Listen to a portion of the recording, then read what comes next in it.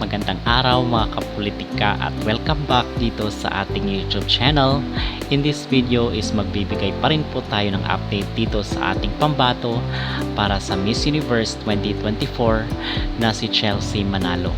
Pero bago ang lahat ay huwag kalimutang mag-like at mag-subscribe na rin kayo para updated kayo sa ating mga latest issue.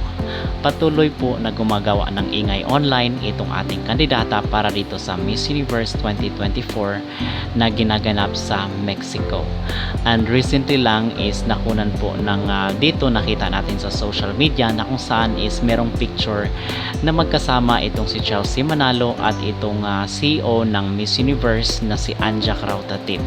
So ito ay magandang indikasyon na baka ay magustuhan itong ating kandidata dito sa kailang beauty pageant contest. At dito rin matapos yung kanilang gala night dito sa Miss Universe ay usap-usapan ngayon itong si Chelsea Manalo ng mga Latino pages at the same time ng mga Latino vlogger. So heto at panonoorin natin ang video na kung saan ay pinuri at hinangaan ng isang Latino itong si Chelsea Manalo, itong ating my girls I think will be Philippines. I love Philippines, but I need to see Philippines in the preliminary competition, in the final, because when I see here, he looks very nice, very kind.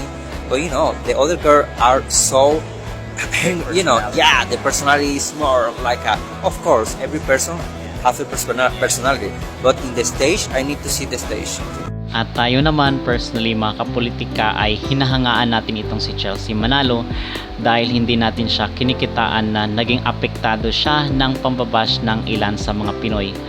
At talagang maganda ang kanyang naging bunga dito sa Miss Universe dahil gustong gusto din daw siya na i-promote ng mga makeup artist na mga Latino dito sa nasabing beauty pageant.